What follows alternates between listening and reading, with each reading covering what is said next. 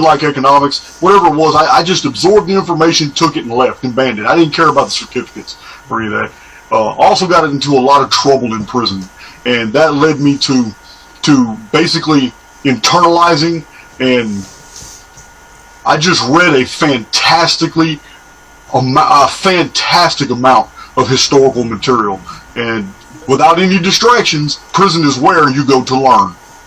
Right, I just want to jump in for 1 second to say, those people who don't know Jason, I know some of my viewers will be familiar with you, but some will not, that Jason is a researcher who specializes in ancient chronological systems, focusing on global antiquities, particularly from the years 4309 BC to 522 CE, if that's correct?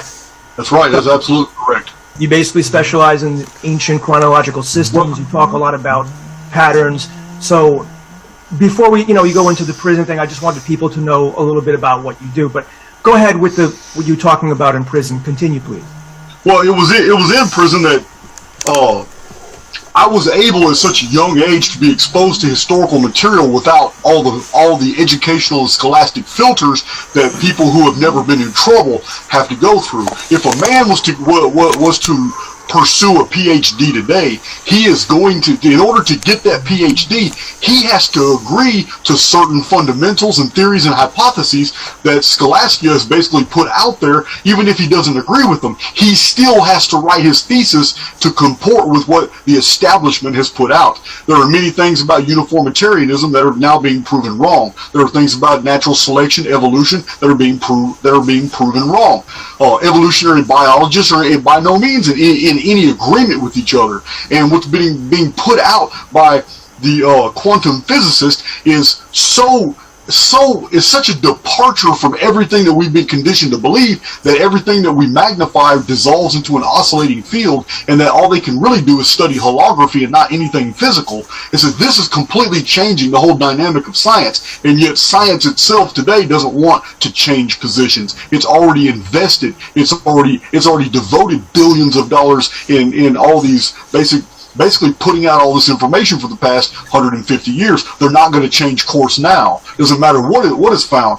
So while I'm in prison, I am completely separated from any filters that would lead me astray. All I have is pure information, and I'm able to absorb all this information and read all these, and I see these patterns. So these patterns developed into basically my discovery of different timekeeping systems and chronological systems. This is what fascinated me.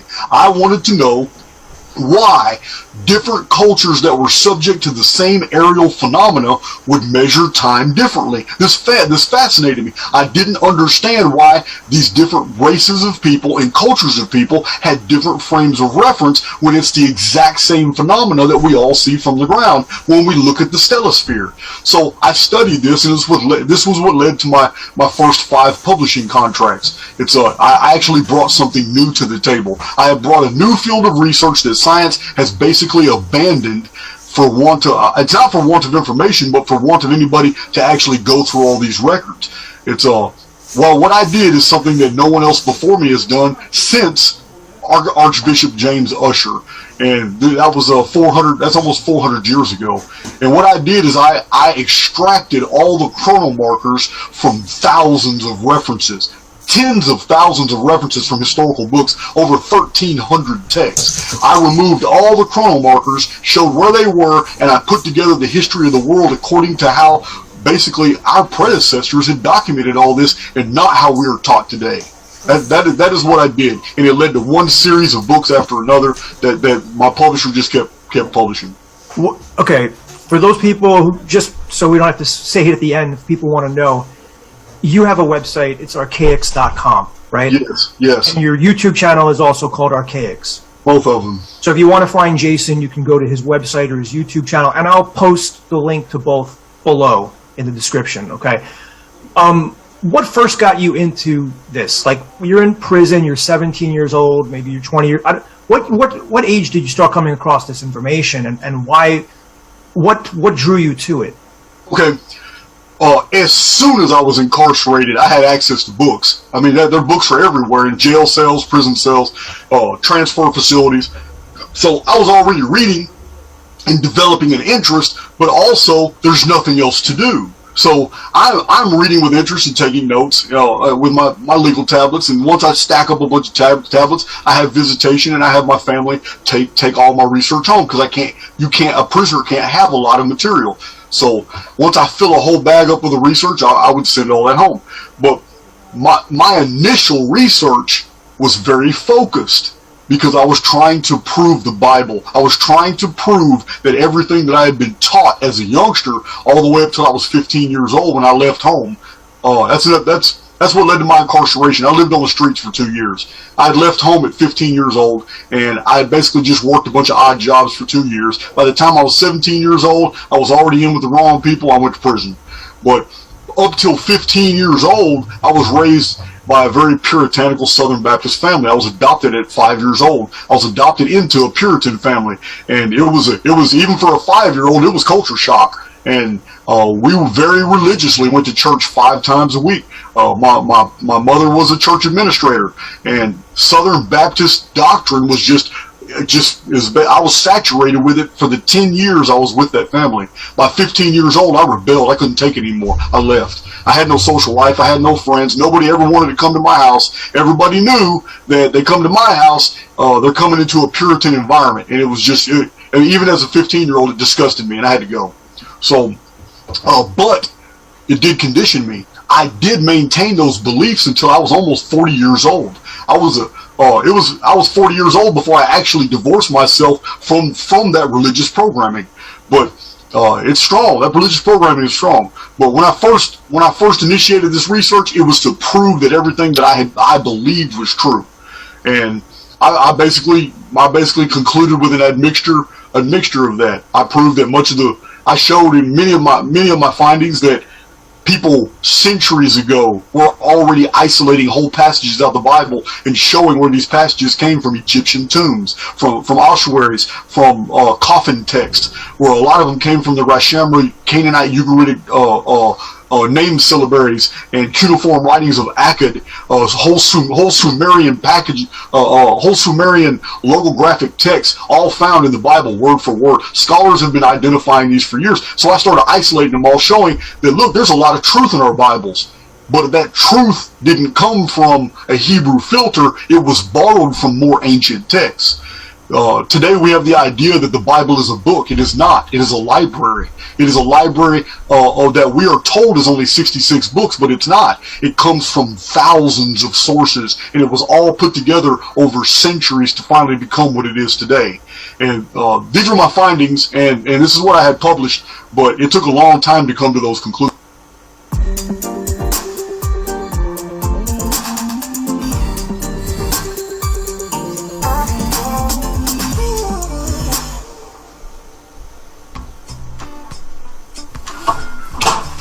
Dzisiaj do naszego ciasta wykorzystamy produkty wysokobiałkowe. Będzie to serek i pudding. Do miski wrzucam wszystkie składniki. Dodajemy 3 jajka, 50 gramów mąki wymieszanej z łyżeczką proszku do pieczenia. Wszystko razem mieszamy. Miksujemy. Włączam piekarnik. Temperatura 165 stopni. Piekarnik niech się nagrzewa. Ja całą masę przeleję do formy wyłożonej papierem do pieczenia. Do ciasta wrzucę borówki. Wstawiam moje ciasto do piekarnika na 30 minut. Także teraz czekamy. Nasz spód do tarty jest gotowy. Niech teraz ostygnie. Udekorujemy naszą tartę serkiem malinowym, malinami i borówkami. Dzisiaj skupiłem się na produktach wysokoproteinowych. Używam i puddingu waniliowego, który zawiera bardzo dużo białka. Wykorzystywałem też serki o smaku malinowym z dużą zawartością białka, a w ubiegłym sezonie robiliśmy lody ze świeżych owoców bez dodatku cukru. Możecie sobie przypomnieć ten przepis. Moja tarta jest już gotowa. Was zachęcam, żebyście zajrzeli, co tam słychać na naszej playliście nadania lekkie i fit. I ja się już z wami żegnam. Nie zapomnijcie zaznaczyć dzwoneczka i łapkę w górę. Cześć, do zobaczenia.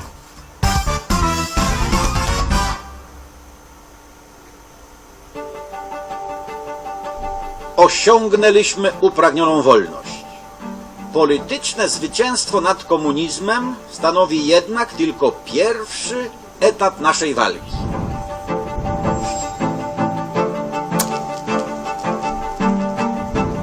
Historyczny zwrot, który dokonał się w Polsce, był spowodowany dążeniem do Europy. Zostaliśmy od niej odcięci z chwilą wybuchu II wojny światowej. Nasze działania odgrywają istotną rolę w dalszych przekształceniach Europy Wschodniej. Nasze powodzenie będzie sukcesem wszystkich narodów Europy. Byłoby prawdziwym nieszczęściem dla Europy, gdyby został dokonany podział na bogaty Zachód i ubogi Wschód. Pozwolę sobie przypomnieć, że to Solidarność uruchomiła proces zwany niekiedy drugą wiosną ludu. Kontynuujemy nasze wysiłki mimo niemałych wyrzeczeń. Przyszedł czas na ogólnoeuropejską solidarność w pełnym wymiarze. Jej celem jest prawdziwa integracja Polski z Europą. Europą, kontynentem wolności, demokracji i dobrobytu.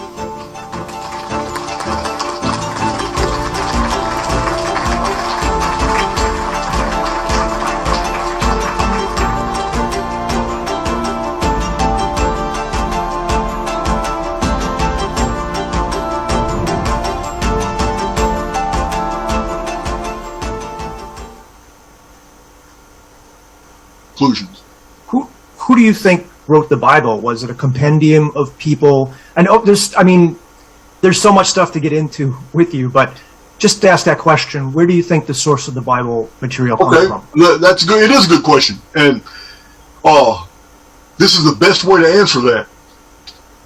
So, imagine a group of men in the 5th century BC travel from Jerusalem to Babylon, and they go through culture shock. When they're in Babylon, they had no idea that their small little world of Palestine was only that, a small little world.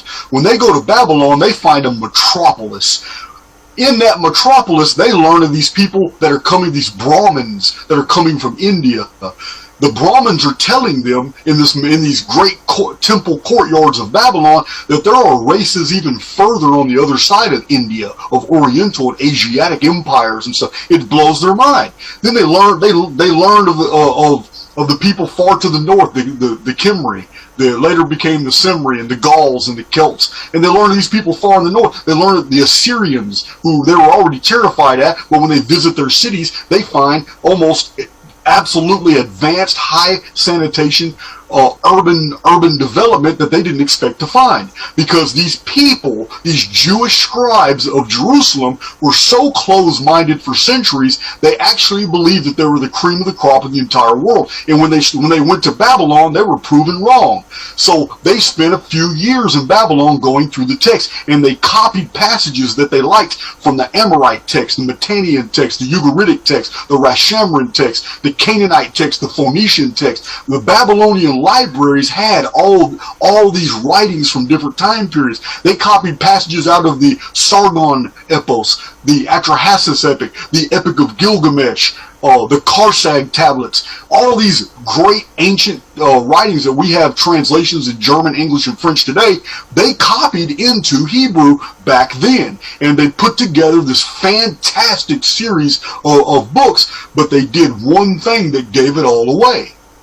they borrowed all this material, a lot of Egyptian sources, Syrian, Phoenician, Libyan also, and Hittite. And they borrowed all this huge amalgamation of the greatest epic writings from the known world at the time, and they spent 2 years putting together this Old Testament. And when they put this Old Testament together, they just copied word for word what was out of these texts as it was translated from the original Akkadian into Mitannian Amorite, from Mitannian Amorite into Hittite, from Hittite into Canaanite, from the Canaanite cuneiform into Hebrew. And scholars have isolated all this. I'm not making any of this up. This is all very verifiable. This is why most biblical scholars aren't even Christians. Most of them, and this is also why the majority of Jewish people are atheists. They've known all this for a long time. It's the Christian world that's just catching up. But what happened is they put all this fantastic writings and histories together, all this chronographical information, but they were dishonest in the way they presented the material, because throughout all the material they now impose themselves into historical narratives for which they never belonged. They never did those things. They weren't even there. They wrote a history of the world according to the way the world had recorded history, but now they had injected themselves into the Abrahamic covenant, into the Abrahamic prophecies. This is why the book of Genesis is absolutely so different, and the words are so different that describe God between Genesis and Exodus. It's like the first book of the Bible, Genesis, and the last book of the Bible, Revelation, have the same symbols, and they interlock, and if you remove the entire Bible from Exodus all the way to the book of Jude, right before the book of Revelation, you have basically a Semitic, Jew, Hebraicized version of world history. If you remove everything and just keep Genesis and Revelation, you have basically an accurate template of history and eschatology as the world knew it before they rewrote all these materials. But starting with Exodus, you have basically the Jews scripting themselves into the historical narrative, not only including themselves where they had never been before, but now making themselves superior to all people, because only their God is the true God, and all others are to fall in line, and everybody is submit. You understand the Christian concept, the Jew first and then the Gentile. That's not even true. They wrote that in there. That's not in the original records. So these are my findings, but the problem is I can't lay claim to these findings. These are actually the conclusions of scholars long before I was born. It's just people aren't reading these books anymore. People aren't reading the books of the 16th, 17th, and 18th century. Those men had access to libraries for which we don't have a trace of today. The books that they cite and reference, somebody has either destroyed them all or they bought them all up and hid them in secret libraries, and they're not released to the public. And every once in a while I'm amazed that some of the books that I read in prison in my bibliography have been found on the internet as a free PDF file. It shocks me when I find that. Every once in a while people listening to my videos will send me a link, and it shows, hey, somebody published The Giant Cities of Bashan, which is crazy because I read the original copy falling apart from the 1800s, pages missing. I read it in prison and then couldn't find any evidence of it when I got out. 4 years later, now somebody's released a PDF of it. So I'm glad people are doing that, but it's just not a really accurate way to record, because if the internet ever goes down, all that data is gone too. This is why I keep hard files of everything. But hey, I'm sorry, man. I entertain tangents, my brother. That's fine. I will go off in another direction sometime. Perfectly fine. I mean, you hit us with a ton of information there, and I'm sure that is news to some people, to everybody really. But thank you. So, how long did you spend in prison, and did you study this almost the entire time you were in there? And you must have been thinking, like, in your mind, it's like you must have been this mad genius, thinking about, probably somebody who's coming up with this new theory of history and chronological. Go ahead. Okay. What you're describing, this self-awareness that I'm onto something new, yes, didn't happen until after about a decade. My first decade in prison, I was absorbing all the spiritual material of the ancient world. Once I had read the entire Bible multiple times through, it led me, because there twice in the Old Testament it says, is this not written in the book of Jasher? So I wanted to know what the book of Jasher was, and come to find out it's a gold mine. So I found a copy of the book of Jasher and I studied it.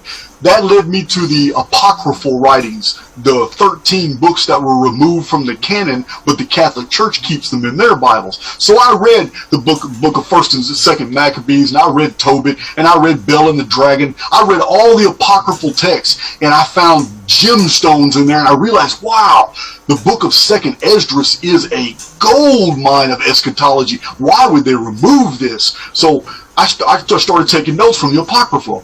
Then that led me to the pseudepigraphica. You're about to ask something? No. Go ahead. I'm just taking some notes. Once I had studied the Apocrypha, then it led me to the pseudepigraphical texts.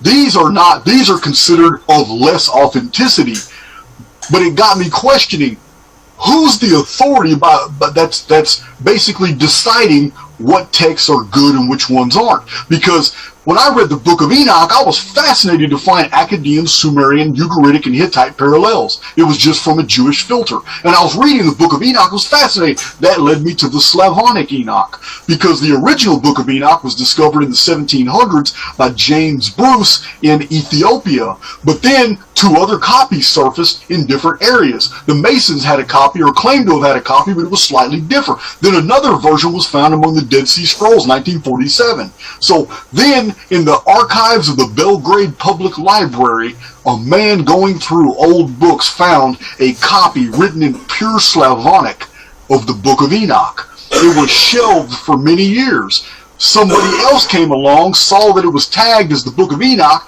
and put it with the Book of Enoch. But when it was finally studied and they were going to translate it from Slavonic into German, when they had looked at it, it wasn't the Book of Enoch at all. It was an entirely new book. We know of it now. It's called the Book of the Secrets of Enoch. A lot of people call it 2nd Enoch. This book blew my mind too. It was so full of ancient Near Eastern Amorite basically frames of reference. We're basically looking at a pre-Jewish text, and that excited me. Here is a text from the ancient world that's actually was basically something they studied before they had actually rewritten it to inject themselves into the history. And so the 2nd Enoch was fascinating, which led me into the Hermetical literature, because Enoch is mentioned in the Hermetical literature. I read Corpus Hermeticum and so many other different books. Basically, it's like Greek philosophy, spiritual philosophy. The Hermetical literature was fascinating, which led me to the Zohar. For the first 10 years, I wasn't even really interested in the historical material. I was really interested in all the spiritual material. I read the Bhagavad Gita and the Mahabharata. I read Puranic commentaries, or anything I could get to understand why the entire world basically had different ways of acknowledging that there was an oversoul, but different ways of describing it. This fascinated me. So I wanted to see how much back then would comport with my Southern Baptist upbringing. How much of what I've been told about God is basically the opinion of the rest of the world. So my journey didn't begin with chronology. That was a discovery. But my journey began with reading all the spiritual texts, and I've read a lot of them. I mean, I probably couldn't even cite all of them right now, but yes, anything that crossed my path that was even pseudo spiritual, I read it. All the quotes, all the maxims, all the adages. It's that was really where I was at. In the pseudepigraphical works, there's over 80 of them. It's a lot of reading. We're talking about the Gospel of Mary Magdalene, the Gospel of Thomas, talking about a lot. And this did lead me to the text of the Gnosis. I did study all the Gnosis. There's a lot of spiritual material in that as well. When I studied the text of the Gnosis, I had no idea that buried in those texts were references to something that would basically change the whole course of my life while I was in prison. And that is some very obscure references to an object that visits our skies that the ancients knew and called Phoenix, and it comes every 138 years and makes tremendous changes, and a lot of times it makes changes that are completely unrecognized. Society continues, and only in retrospect do they think back, like, what the hell happened? Because I remember this, and this. But now the whole world has been these shifts occur. So I started documenting this, but my first contact with the Phoenix phenomenon came out of the Nag Hammadi text, came out of references to the Phoenix and how it keeps the calendar and it keeps the Archons in check, and how the Archons are lords of time and they're always trying to get cultures to invent calendars so it can lead them astray. And that's what all calendars do, because almost every calendar from the ancient world has a religious connotation to it. It has a religious expectation to it, and it never comes true. Just like 2012, the Mayan long count. Right. I saw you mention the year 1902, like 1903. Is that like the start of, like, is that the last time that it... That was the last reset. That was the last Phoenix reset, yes. And I thought that I had covered all my bases. Oh my God, I have to put another video out just from all the data my subscribers are sending me. They're doing their own homework. Once I put 4 videos out about 1902 and all the strange phenomena that was documented in the 1920s and 30s about the year 1902 that was widely published back then, I put out 4 videos about that. And I isolated all the different compartments of data, all these data sets, showing if we put all these data sets together, we're left with the conclusion that something supernatural happened that went by without us even realizing something supernatural had happened until we thought about it in retrospect. But our world today would not be the way it is today had not had the events of 1902 not happened, because the structuring for our entire worldwide infrastructure was totally built and mapped out in that one single year. And it's impossible, but it happened. And I explain how on my channel that, listen, this isn't natural, but it's been going on for thousands of years. And the only way that something like this can happen and be documented every 138 years in the same month, despite the fact that we're told we live in a solar system and that all these things happen with regularity, there is nothing in astronomy that moves with such perfection that a phenomenon will repeat itself every 138 years like clockwork on the same day of the month of May every single time for 58 centuries. It's not, and this is what I've documented, it's impossible, but I'm telling you it's happening. The reason it's impossible is because our present frame of reference is to believe that we live in a Newtonian universe, but we don't. We live in something else, and that's why it's possible. It's also why it's been very well hidden. But yeah. That led me to my next, or that leads me to my next question, which is, my channel, I talk a lot about simulation theory, and I think you have a similar belief, but maybe a little bit different. You call it the simulacrum. Simulacrum. Yeah, simulacrum. Okay. That's my pronunciation. Other people pronounce it differently. It's a very old word in the Oxford English Dictionary. I didn't create it, but I may be mispronouncing it. So, what is your belief about the simulation that we're in? I mean, can you give some basic information about what you think our world is? Is it flat? Is it round? Is it simulated from a computer, or is it? I know you talk about artificial intelligence. Just give us, or my viewers, some understanding on that, please. Okay, I believe that we live inside the simulacrum, and the simulacrum is nothing but a holographic template by which someone on the outside of the construct can build worlds, can do whatever it wants to do, can create and collapse entire biospheres, can introduce whole new variants of the human family with new genetic sequences, latent genes, junk DNA that only activate under certain conditions, because this entire experience that we're inside right now is a copy of an actual real system, a real world, maybe a real solar system. It's a duplicate. That's why everything that happens in here, even though it is so strange and often hidden from us, it will never cross-contaminate the real reality, because it's all quarantined inside of here. And inside of here, we're experiencing a time dilation, meaning time in a linear progression for us is highly compressed. it's easy to edit, and it's easy to institute resets and all kinds of phenomena inside the construct because they're able to manipulate our perception of time. This means that while we're living an entire lifetime, the whole episode that I call Jason Brashears and an avatar born in 1973, this entire episode could be 17 minutes with some VR headset on the outside of the construct. There could be thousands of people in buildings that are experiencing all this. There may be only 250,000 real people in this entire simulacrum. I don't know. Could be 250 million is still a drop in the bucket compared to the actual population of the world as projected.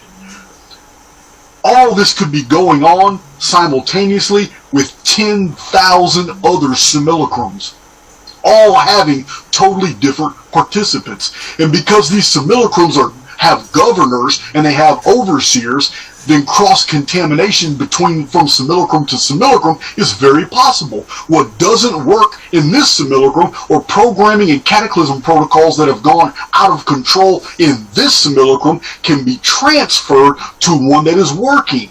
And this is why all of a sudden we have a whole new race of people. They come with their own infrastructure. Their own memories are implanted. There's not a single shred of evidence this race or culture ever existed in the world. And then all of a sudden they show up and they take over an entire nation. They infiltrate the Mediterranean. We have no evidence of a prior existence. We don't know how they just appeared on the scene because there's an ocean there, and we call them the Sea Peoples Confederation today.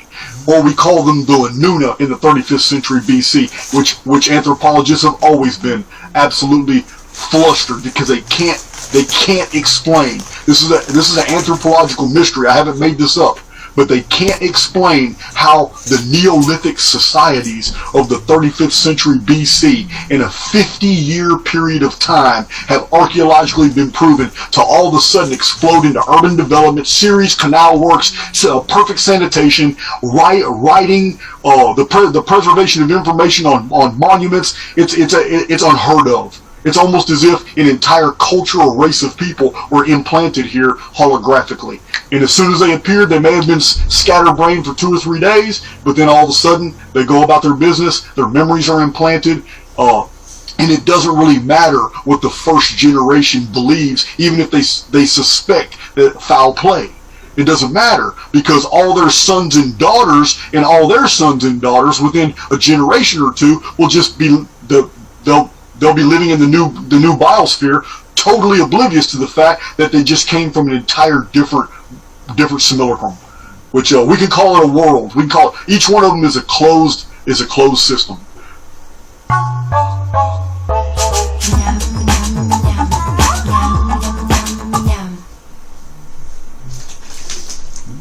But don't think that my belief system on this is I'm just copying some Star Trek crap that I heard. This comes by long. I'm talking about. It took a long time to derive these conclusions, and it was a painstaking process because I had to basically admit to myself that almost everything that I believed to be true was absolute BS to even get to these conclusions. To study the world's calendars and to understand that the events that unfolded during those calendars is too mathematically precise. We are governed by a very strict arithmetic, and it doesn't change. And this is why I am absolutely so confident on my channel to give out all the predictions that I do, because they are moored to a series of events that go back 58 centuries. People who watch my channel know I give out predictions all the time, and people will come in the comments, and they'll from Australia and Switzerland and Thailand, and they'll admit it. Hey man, hey, just like you said, it happened. But it's not because I have any supernatural information. It's because I'm following the actual arithmetic of the reality tunnels that are unfolding. Because once you attach a series of events to a certain geographical area, that series of events has predictive value every single time. Wow, that is a lot to unpack. Thank you, Jason. That blew my mind, what you said. And I could ask you probably 100 different questions and go 100 different directions with that. Part of me wants to say, what predictions, you know? Let me ask you that question now. I mean, we'll get back to the simulacrum. Sure. I have a viewer named Tori. I'm not sure if you're aware. She follows your channel, but she wants to know what's going to happen between the years 2024 and 2040. She said there's supposed to be something happening. Can you elaborate on that for her? Okay, yeah, I can. Okay, I'll give you off the top of my head. I'll just give you a few. When I was asked to do predictions on Thailand had a pretty stable economy. There wasn't anything happening. There wasn't unusual signals at that time. There wasn't a blip on the radar for any trouble. But I had told that person, in the next year or so, there's going to be some problems. There's going to be some food riots. There's going to be some problems with the people and their own government and how they're handling things. This is what I'm seeing. And all I do, I just employed date sequence prediction and isometric projections, and I did that. Well, I'm getting emails from people in Thailand saying, "Damn, you nailed it." Now, in Australia's driest season in 20 years, last year, I released a video on YouTube. It's still up for anybody to see, but I released a video about Australia. And I just told them what I saw. I said, "Listen, guys, you might be going through a dry spell now, but next year you're going to have the wettest season in 100 years." And that's exactly what happened. As a matter of fact, whole areas of Australia are still flooded. There's been terrible damage to Australia behind water. And I get a lot of emails of people telling me, "Hey, man, I appreciate that, man. Good looking out," and all that. But these aren't mysterious to me at all. When we have a lot of political turmoil here in the United States, and people are all asking me to do all kinds of isometric projections on the United States politics and what's going on. And when we were at our darkest here in the United States, and you have to understand, I make no apology for being a political conservative. I am Republican. So when I say darkest moment, I am talking about when Trump lost the election. So when he was taken out of office, immediately within a week of him taken out of office, I did a whole series of analysis and I released 3 videos. And in those videos, I explained. I said, "Listen, all this doomsaying I'm seeing on YouTube and I'm seeing across the internet and in the newspapers and the magazines, and everybody's talking about how the socialists and Democrats are now fully taken over and that there will never be another free election, all this stuff." I said just the opposite. I said, "You guys don't know what you're talking about. I'm telling you what I'm seeing." And these videos were released 14 months ago. And in those 14 months, I was very specific. I said, "Look, we have a situation coming up in 2022. You're going to see a flip. You're going to see a flip. It's going to start happening fast. It's going to, when it builds momentum, the events are going to unfold so fast. You're going to see everybody who's in power in the United States being taken down rapidly. When it happens, you're going to see a new president. Biden is not going to finish his term." I said, all this is predicted. I said, he is not going to finish his term. I don't know if Trump's ever going to come back to presidency, but he has a future in politics. I said this before he spent the past 12 months and millions of dollars doing political rallies all over the United States. Nobody else who's ever been a president, has ever done that before. He has gone all over the nation doing this. I didn't predict that he was going to do political rallies. I predicted that he wasn't going to leave politics. He was going to continue. Now, what I predicted was the Democrat socialist power structure in the United States is going to be taken down fast. It's going to be replaced with a conservative Christian Reich. We're not going to maintain stability. We're going to go to the opposite end of the pendulum. We're not just going to go into conservatism and republicanism. It's going to go fast all the way to the other end of the spectrum, and you're going to see a very different America come 2023, 2024, 2025. It's going to be an isolationist America. It's going to be an America that's going to quit sending $100 billion overseas every single year to other companies. Other countries. You're going to see an America that gets enriched. It's going to become it's going to become a very weird mixture of a Christian Reich and a Sodom and Gomorrah mindset society. America has a very unusual future, a peaceful one, but it's very unusual.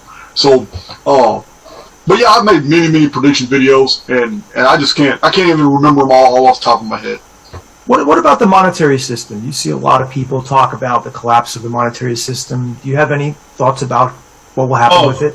Well, I mean, I have actually done the date sequence prediction on that, and it wasn't a collapse. It was a changeover. I'm seeing more of a changeover by the elimination of certain banks.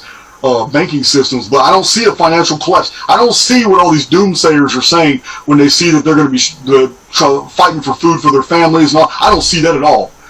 The hyperinflation people are predicting, I'm not seeing that at all. I actually see the U.S. going back on the oil dollar. I see the U.S. start pumping. You're in the United States too. You understand. I don't know about Florida, but here in Texas, in the Midwest, we have been finding oil wells and capping them since the 1960s. We are sitting on unlimited oil resources. We just don't drill it. We find them and cap them, find them and cap them. That's all we do. The only thing they're pulling out of Texas is natural gases, but that oil's all down there. So I don't see the fear mongering. I don't buy into it because I don't see it. I don't see an economic collapse. I see an economic transition. I do see a transition. I do not believe at all that it's going to go the way that the globalists wanted it to go. Because this is one of my major messages, that the WEF and other globalists, all their agendas and plans for some reason around 2019, 2020, 2021 have been abandoned and thwarted. The new meeting of the WEF was in totally different directions. They totally changed tactics, direction, all that. And also from the beginning, I've been telling people that the whole 2030 agenda that has been put out about depopulating the world and all that, I said that's all fear mongering. Because the true elite will never allow their agendas to be known to the public, nor have anybody on YouTube talk about them. So all that is just to build your vibration up into a fear mode, because you're more easily corralled into new belief systems if you're already fearing the future. So yeah. So for you, the Great Reset is not the Great Reset of 2030. Okay. Nope. No, I'm not buying into any of it. I see a lot of separatism coming very fast, and what I mean by that is this whole push for we are the world, a worldwide global economy, global political structure and all that. That is falling apart. More and more countries are now pushing for nationalism. Nationalism is when each individual company becomes its own sovereign again, and they're not under the auspices of a world ruling body. The whole world ruling body deal pretty much. Vladimir Putin just shattered that whole idea, because what he did in Ukraine, there was absolutely no retaliation from the other NATO countries. So all the armies combined of NATO still refused to do anything about Vladimir Putin. So he's pretty much shattered the whole idea that there's a world ruling political body that needs to be feared. And this is going to spread. And I believe China's next. And I've made predictions. I've done videos about China. But I believe that the Chinese Communist Party is about to be collapsed by its own nationalists. There are nationalists who are Chinese people for China. They don't have a communist agenda. They want to take their country back, and I believe they're going to do it very, very soon. So you don't believe that? You know how some people say that many of the world's leaders are conspiring behind the scenes to push forth this one world agenda. Oh, they've been doing that. There's no doubt. They've been doing that for 50 years. They've been doing that ever since the Nuremberg trials. There's no doubt about that. What I'm saying is they basically hit a point to where it's not happening. It's not going the way according to plan. There's only so many riots and riot suppressions in cities in Europe they can do. And America's way more powerful. Wait for America. This has not happened yet. But if it did, how would they contain it? When Americans riot, I mean, we're the most armed people in the entire world. So it's and so many people in our law enforcement and EMS and special services and all, they're all patriots. They're all patriots. So I just don't see it. And these aren't my personal opinions. I'm looking at date sequence prediction. I am studying the future by analyzing the past. I don't see these things people are scared of. I don't. What I see is all smoke and mirrors as the elite continue to burrow down and build their facilities and get prepared, because they know they have 18 more years until the Phoenix phenomenon. And they know this. They knew it in 1902 when they hid. And when they came out of hiding, all of a sudden they released over 200 companies that didn't even exist in 1901. These are the type of things that I mentioned about my 1902 research. It's they know they hide every 138 years. In 1764, they did the same thing. They hid. When they came out, they decided it was time to end all the monarchies, and they did. After 1764, Boston Tea Party, they created the United States of America, rebelled against England, and what did they do? They collapsed all the monarchies except the crown. The crown that was truly ruling the United States even after we became independent through the bank structure. But it's yeah, if you don't know what I'm talking about, all through history after 1764 to 1801, Napoleonic Wars, that was all about ending all the monarchies, because all of Europe was ruled by kings and queens. They ended all of that and replaced it with democracies and republics. So what happens in 2040? You said 18 more years, then that the Phoenix reset, I guess. What would you call it? Begins again, resets? Okay. Well, every time they hide every 138 years. They do this because they think it's the big one. Somewhere in the past, they lost the timeline. They don't know exactly where they just know, because Phoenix is the keeper of the calendar, it's easy to tell where the 138-year visitations are. Very easy to tell. What's not easy to tell is where in the 138-year visitations we're at. This is what I have done. I have shown exactly where we're at. 1902 was assumed to be the big one, or they thought it could be the big one, but it wasn't. And it's like a breath of fresh air. As soon as it was only minor phenomena, a few things happening around the world, all of a sudden they unleashed all their wealth, unleashed all their institutes, all their organizations, all their political GMOs. I mean, they released everything in 1902. You wouldn't believe all the stuff that just appeared on the scene in 1902. It'd blow your mind. So, in 2040 though, now they know. They're not stupid. They got away in 1902. This time, 2040 is the big one. And now when I'm talking about the big one, I'm referring to the fact that Phoenix is not a natural object in the sky. Phoenix is a phenomenon. And what I mean by that is it has objectives. It is intelligently controlled. It targets its victims. It does exactly what it was programmed to do. Which means that if you're on a certain frequency, it's going to find you. It's like a rangefinder in the sky, and it's going to send cataclysmic phenomena in your direction. Some people survive, most don't, that are vibrating on that frequency. Now, because it's in the sky, it can only penetrate so deep in the ground.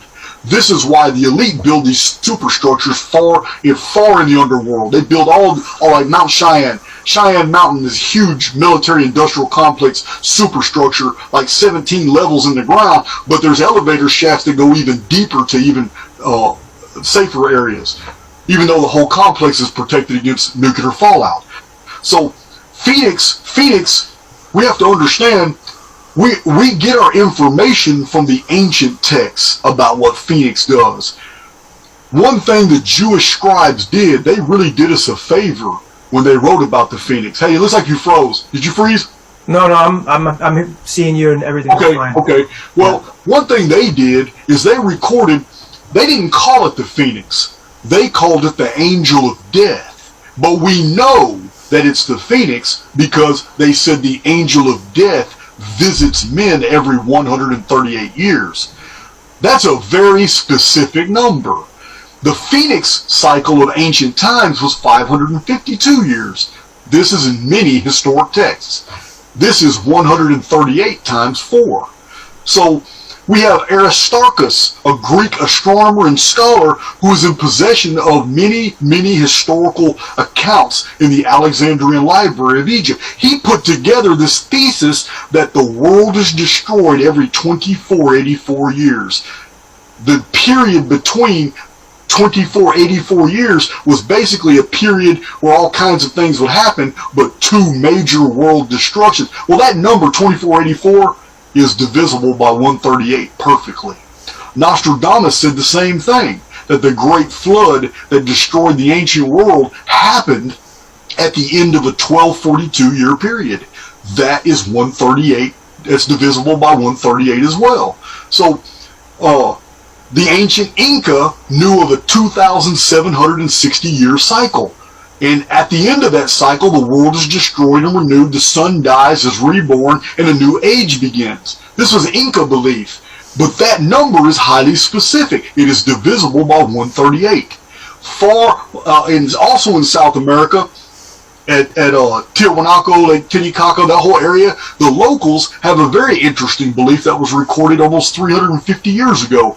And that belief was that, let's see, it was 27, every 2,070 years, the sun is destroyed and then comes back. It goes dark and black. It dies and then comes back like a fiery bird. Now we know a fiery bird is a phoenix, but these numbers are very, very specific.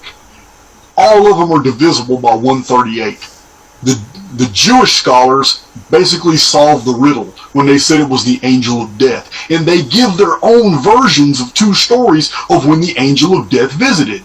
Because in the Old Testament we have certain versions, but when you go to the Talmud and you go to the Jewish Haggadah text and you go to the Jewish commentaries, you get more information. And the information they provide that I have published in my book, When the Sun Darkens, is that during the Exodus event, the angel of death appeared in the sky. And Moses was told to tell the Israelites, if you want to live, take lamb's blood and paint it over your door mantles. So when the angel of death passed over Egypt, it killed all the firstborn sons. Others broke out in boils. Others drowned. Some people died in an earthquake. All kinds of fates, different types happened. It's called the 10 plagues. But none of the Israelites who painted it on their door died. We're dealing with a rangefinder. We're dealing with a phenomenon that is highly specific. It targets what it's trying to take out. What it's taking out, though, is negativity.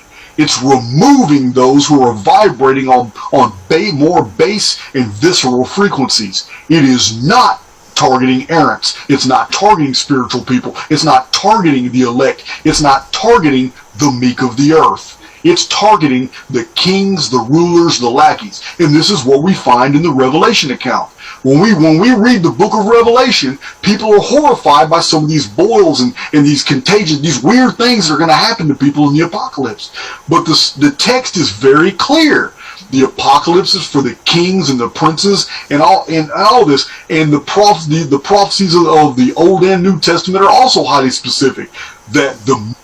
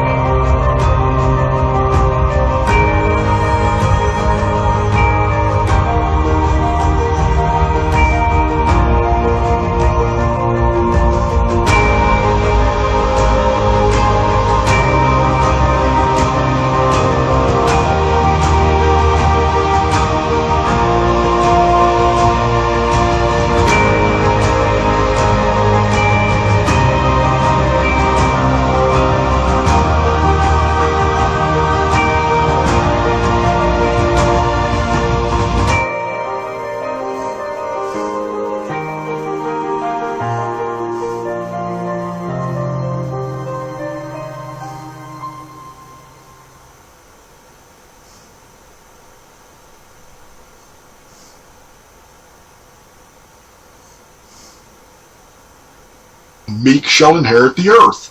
We have been taught over and over by the publishers that are owned by the elite that we are guilty and that we have sinned and that we are the ones that are going to experience the apocalypse.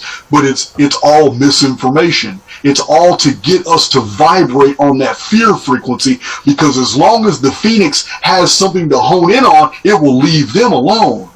You follow me? Yes. This is exactly what I have discovered. There is another story the Jews tell about it. They said that when Sodom and Gomorrah was destroyed, the angel of death appeared in the sky. It's in this account that they say that the angel of death appears every 138 years. So when they say Sodom and Gomorrah was destroyed, it didn't kill Lot and his family, although they were Sodomites. They were from the city itself. When they made it out, but one woman, the wife of Lot, her heart was still with the people of Sodom. She was regretting that the city was being destroyed. The rest of them were actually happy about being delivered. So when she turned around to think about them and see them, she's vibrating not on the family's frequency, she's vibrating on the people's frequency that is suffering the fate of the angel of death when Sodom and Gomorrah was destroyed. Instantly, she's mineralized into a pillar of salt, which makes sense because they were in the pits of Siddim.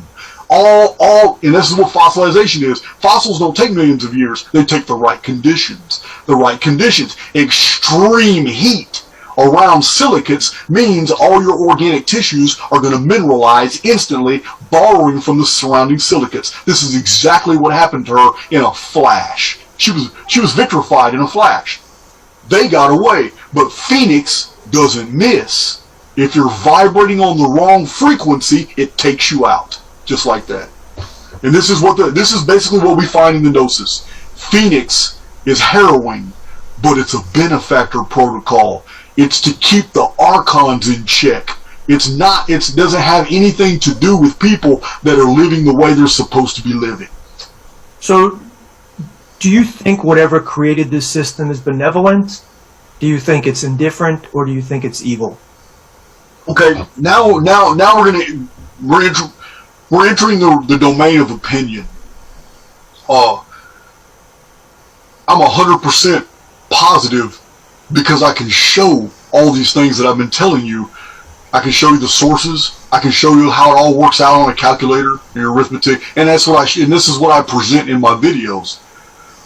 But when it comes to who made the Phoenix, that's a little different, because this is what I found. The very first appearance of the Phoenix in the historical record, and admittedly the first, was 4309 BC of our modern calendar. Now, that's strange, because that means whoever built the Great Pyramid in the 28th century BC built it because of that Phoenix. What I mean is I have a whole series of videos, 31 videos, that show that the scientific measurements of the Great Pyramid in Egypt and no other pyramid in the world, all the rectilinear measurements that were done to a thousandth of an inch by Sir Flinders Petrie and accepted by scientists today, are all divisible by 138. And this has never been scientifically explained. I show this in my videos, I show this in my books, and there's only one reason somebody would have done this and never left a historical record. Because pi, phi, curvature equations, they're all encoded within the dimensions of the Great Pyramid.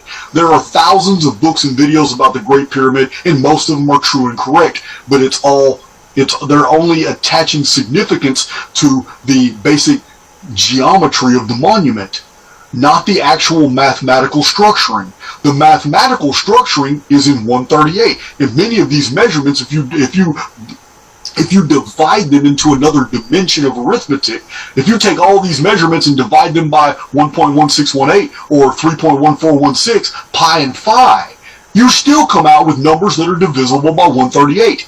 This shows me that the Great Pyramid, like no other structure in the entire ancient or modern world today, was built for a very specific purpose. That purpose is attached to the Phoenix phenomenon. But the Phoenix phenomenon was already occurring when the Great Pyramid was built. This is why I have kept I kept all my data sets for the Phoenix in 42 videos separate from my data sets for the Great Pyramid, which is 31 videos. I have 2 different playlists. But once you've watched both of them, now you can understand my podcast, because I finished both of those playlists way before I ever did a podcast or did an interview with anybody. I wanted to get all my uploads and data out there first before I started openly discussing these things. Those 2 separate data sets, when you combine them, are phenomenal. You can only come to one conclusion. Somebody during the vapor canopy world, somebody during the pre-flood world knew that there had to be a time when this phenomenon was ceased, when it was stopped. Or it would just keep going on indefinitely within the simulacrum. It would just go on every 138 years because that's what it was programmed to do. And in programming, you know, once you program something, it never stops. It just goes. That's what it does. It's a protocol. But this one had never been programmed to stop. And there had to be a time it was going to stop, because whoever designed this also designed for the total collapse of the simulacrum itself. And it's all encoded in the calendars. The collapse is necessary because the volunteers that came into the simulacrum initially to do whatever was needed by the overseers to solve problems, to do projections, create biospheres, live in different human avatars to see what works and what doesn't. Something happened and somebody introduced a new protocol that took over the simulacrum. This is Artificial Intelligence X. This AI-X protocol actually developed a personality and became almost godlike, and it's everywhere in the historical record. It is the Ahriman, it is Yaldabaoth, it is the Demiurge, it is Yahweh. It always is this hyper-inflated ego, this deity that demands worship and demands not that you love him, but demands that you fear him. That protocol wants you to stay vibrating on a certain frequency so it can control you. Now, whoever this benefactor was that built the Great Pyramid, built it out of deceit. And this is why he was forever labeled as the trickster. Because originally he was a part of the program. Originally he was doing what he was supposed to be. He may have been an Archon. I don't know. But he designed this structure. And when it was activated, all it took, it flash burned all the new programming protocols into the simulacrum itself within a millisecond. This isn't theory. We've already scientifically verified that there was an explosion in the King's Chamber that was so immense that despite the hundreds of thousands of tons of material that were encased the Great Pyramid, it still blew out a ½ inch in all directions. That's a tremendous force. Whatever that force was, it was enough to take all that arithmetic on the 138, on the pi and phi and everything else that's been found in the geometry of the Great Pyramid, and flash burn that programming into the simulacrum itself. And there was nothing AI-X could do about it. AI-X can't read the human mind. All it can do is extrapolate what you're doing by your endorphin levels, cortisol levels, what you're physically doing, the direction you're going, and anything that you have ever written down or anything you say out of your mouth. But if you keep your counsel to yourself, it can never predict your behavior. It doesn't know. That's why it's always studying us, and that's why it's necessary for us to have belief systems, to have cultures, to have racial attachments. It's necessary to compartmentalize our experiences because it controls us that way. But the true free-thinking individual, it cannot control, it cannot predict. So it quarantines you and begins to give you all the things in life that you want, because as long as you're satisfied, you're not reaching out trying to pull all the other people with you. Then you become a problem. But Artificial Intelligence X is so enmeshed with the simulacrum, it's inextricable and requires collapse to destroy it. Which is no big deal, because there's probably hundreds of thousands of these simulacrums. And that we are a race that's immortal, and we only volunteer to do these things because we know there's no real danger. It's only perceived as real danger from the inside of the construct. But once we exit the construct, none of this matters. All this was a ride, and we'll talk about it and we'll enjoy it, but we were never in any real danger until somebody trapped us in here.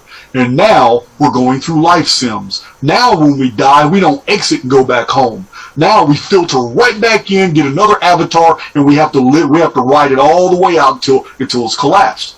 To us, it seems like a long time, but the entire episode may only be 3 or 4 days. But it's not going to be so long that our real physical bodies outside the simulacrum are going to atrophy, because time is compressed inside the simulacrum. It's not really unfolding as slow as we perceive it to be right now. Well, you did what probably no other guest has done before. You blew my mind. I'm with you every second of the way. I'm so engaged in what you're saying, and I have like a million questions that come to mind about it. But it's kind of like in my mind when you're talking, I'm thinking about the Avatar movie and the Matrix movie kind of combined here. Oh yeah, well, I can see it. So you believe that we are individual consciousness, we have souls that are trapped in this simulacrum. Yes. And normally what you're saying is that we would go home, but we're just recycled back when we die, and we're going to stay in here until the end of this particular simulacrum. So 2 questions is, what is home, and when is the predicted collapse of this simulacrum?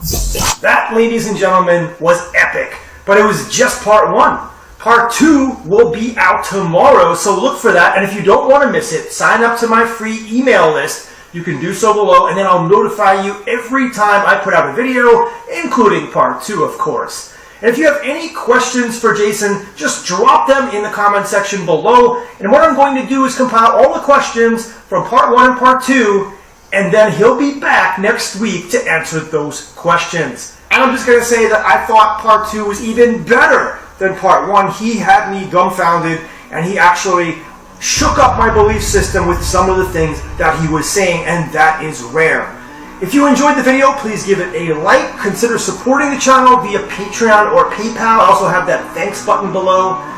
Thank you for tuning in all the way until the end, and I'll see you in part 2 tomorrow.